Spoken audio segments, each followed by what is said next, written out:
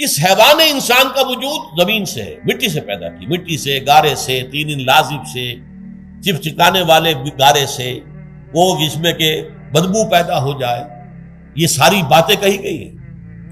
اور سائنس بھی کہتی ہے مٹی سے پیدا ہوئے، کیسے پیدا ہوئے اس میں اختلاف ہے، لیکن یہ کہ ہے مٹی ہماری اوریجن، قرآن بھی کہتا ہے اور سائنس بھی کہتی ہے۔ اور ہمارے وجود کو جب وہ تھک جائے، مزمحل ہو جائے، اس کی انرجی کم ہو جائے، تو اس کے لیے جو غذا ہے، جو تقویت ہے، وہ بھی ساری زمین سے آ رہی ہے۔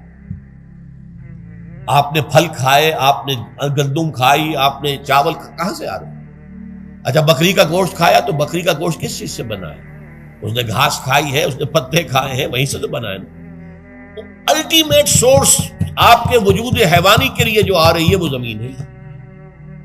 وجود روحانی کو بھی تقویت کی ضرورت ہے، وہ بھی مزمحل ہوتی ہے، کمزور ہو جاتی ہے، خاص طور پر جبکہ وجود حیوانی کا اس پر غلبہ ہو جائے، تب تو یوں سمجھیے کہ وہ بالکل بے ہوش ہو کر موت کے قریب پہنچ جاتی ہے۔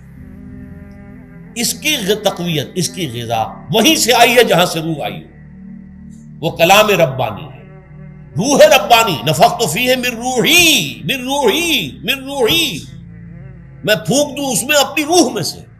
روح کا تعلق ذات باری تعالیٰ کے ساتھ ہے۔ اسی طرح کلام ربانی کہاں سے آیا ہے؟ اللہ تعالیٰ کے پاس سے، یہ اس کی تقویت کا ذریعہ ہے۔ اب عام حالات میں کیا ہوتا ہے؟ ہمارا یہ وجود حیوانی چھایا ہوا ہے ہمارے وجود کے اوپر، بیچاری روح جو ہے دبی رہتی ہے، پسی رہتی ہے۔ اگر خدا نے خواستہ ہم گناہ گار بھی ہیں، گناہ پر گناہ کا ارتکاب کر رہے ہیں، تو وہ روح جو ہے وہ قلب کے آئینے شیشے کے اندر ہے۔ فیہا مصباح، المصباح فی زجاجہ، الزجاجہ تو کانہا کوکب دری، قلب جو ہے شیشے کے مانند ہے جس کے اندر روح کا چراغ جل رہا ہے۔ اب اگر یہ اوپر جو شیشہ ہے اس پر دھواں آ گیا، لالٹین کی چمنی پر دھواں آ گیا، تو اب روشنی باہر تو نہیں آئے گی۔ اگر انسان گناہ کرتا ہے تو قلب پر رین، زنگ آ جاتا ہے، یا حضور نے فرمایا ایک داغ لگ جاتا ہے، اور گناہ کرتا ہے اور داغ لگتا ہے، اور گناہ کرتا ہے اور داغ، یہاں تک کہ بالآخر پورا قلب سیاہ ہو جاتا ہے۔ اب وہ روح اندر بند ہو گئی، وہ دفن ہو گئی۔ اس کے لیے اب ضروری ہے کہ اب ایک پروگرام ایسا دیا جائے جو ریورس ہو جائے۔ دن میں روزہ رکھواؤ تاکہ وہ جو اینیمل انسٹنکٹس ہے وہ دبے، تو جب یہ وزن جو ہے اس کے اوپر کم ہوگا تو کچھ سائی آف ریلیف سے ملے گا۔ جیسے بے ہوش آدمی پڑا ہے، اسے کوئی ہلکا سا ہوش آ رہا ہے، آپ نے پانی کے کچھ چھینٹے لیے، اس کے بعد آپ نے رات کو کھڑے ہو کر قرآن کے انوار کو اتارا، بارش برس رہی ہے روح انسانی کے اوپر، قلب روحانی، قلب انسانی کے اوپر، جس میں کہ وہ روح جو ہے وہ دفن، وہ زندہ ہوگی اثر نو، ہوش میں آئے گی۔ اور ہوش میں آئے گی تو دو کام ہوں گے، ایک تو اسے قرآن کی عظمت کا احساس ہوگا، یہ قرآن میری حیات تازہ کا ذریعہ بنا ہے، میں دب گئی تھی، میں پس گئی تھی، میں بے ہوش تھی، میں نیم مردہ تھی، اس قرآن کی بارش نے، یہ ترشح جو ہوا ہے مجھ پر، اس نے مجھے حیات تازہ عطا فرمائی۔ یہ جو قدر کا احساس ہوگا قرآن کا، لعلکم تشکرون، تاکہ تم قرآن کی عظمت سے واقف ہو۔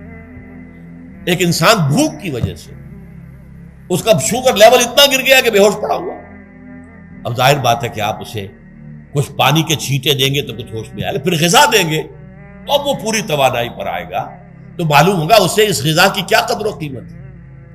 اگر آپ کو بھوک ہی نہیں لگتی تو غذا بے معنی ہے، پیاس ہی نہ لگے تو آپ کو کیا معلوم کہ اس پانی کے اندر کتنی بڑی عظمت ہے، یہ میرے لیے کتنا بڑا انعام و احسان ہے اللہ کا۔ وہ تو پیاس پر، جان پر بنی ہوئی ہو، اور پیاس اس وقت آپ کو ایک گھونٹ پانی کوئی دے دے تو آپ کو معلوم ہوگا دنیا و مافیہ سے بڑھ کر ہے یہ ایک گھونٹ پانی جو مجھے ملا۔ اسی طرح جب روح دبی ہوئی تھی حیوانی وجود کے بوجھ تلے، جبکہ وہ نیم خوابیدہ یا نیم بے ہوش یا بالکل بے ہوش تھی، وہ دن میں تو روزہ رکھ کر اس پر سے حیوانی وجود کا وزن کم کیا گیا، اسے ایک ریلیف ملی۔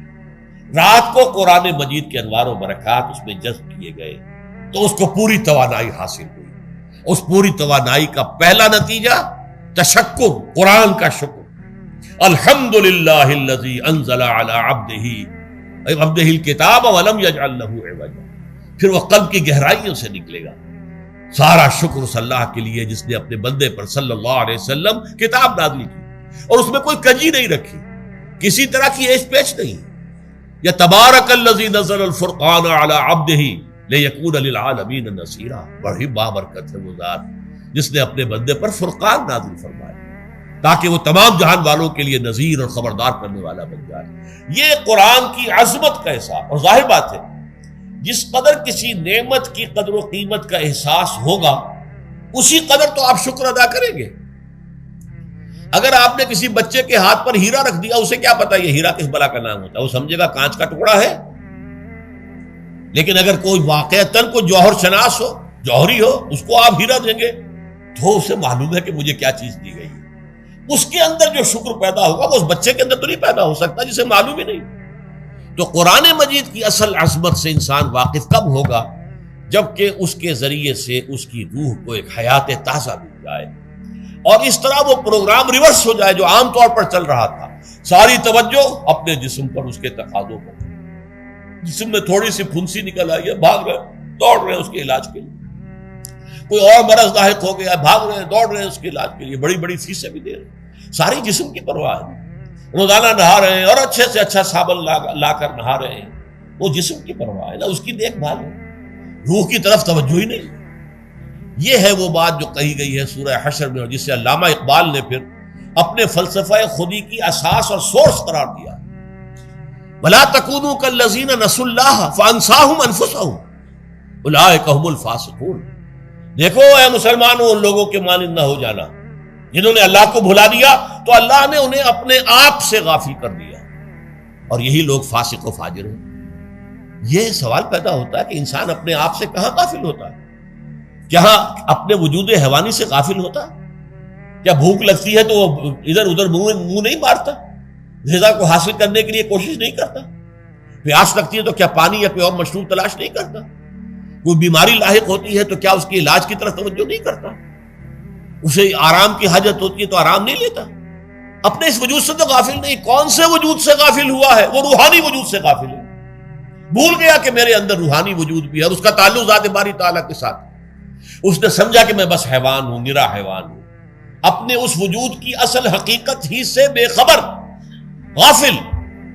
چنانچہ آج کے دور کا سب سے بڑا المیہ کیا ہے؟ ڈاروین کے نظریے کے جو اثرات پیدا ہوئے ہماری معاشرت پر، ہماری سوچ پر، ہمارے فکر پر، ہمارے فلسفے پر، ہماری سوشولوجی پر، وہ کیا ہے کہ ہم بھی نرے حیوان ہیں۔ اللہ اللہ خیر سب، یہ سب سے بڑی محرومی ہے اس دور کی کہ انسان اپنے اصل شرف سے خود ہی مستعفی ہو گیا۔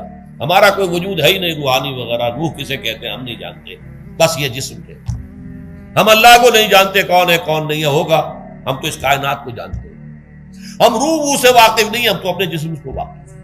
آخرت سے ہمیں کچھ پتہ نہیں، شاید ہو شاید نہ ہو، کچھ پتہ نہیں، لیکن یہ زندگی تو ہے، اسے ہم جانتے ہیں۔ یہ ہے آج کے انسان کا سب سے بڑا المیہ، اور یہ ہے ماس سکیل کے اوپر ارتداد، ذہنی طور پر مرتد ہو چکے ہیں انسانوں کی عظیم اکثریت مرتد ہو چکی ہے۔ یہ ہے در حقیقت کہ روزہ جو ہے اس پروگرام کو آ کر ریورس کرتا ہے۔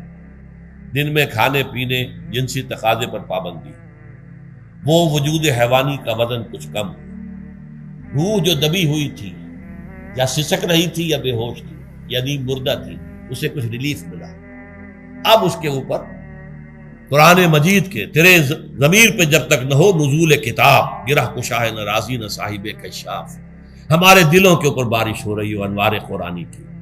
وہ ظاہر بات ہے کہ بغیر سمجھے تو نہیں ہوگی بارش، وہ تو آپ کوئی سمجھ رہے ہوں گے تو بارش ہوگی، ورنہ تو یہ ہے کہ ٹھیک ہے میں پہلے بھی عرض کر چکا ہوں، آپ کو ثواب تو ملے گا، لیکن یہ ہے کہ وہ اصل مقصد قرآن کی عظمت کا قلب کی گہرائیوں سے اعتراف جو ہے اور اس پر اللہ کا شکر تو ادا ہوگا، لعلکم تشکرون، جبکہ قرآن مجید جو ہے آپ کے قلب کے اوپر نازل، اس کا مفہوم نازل۔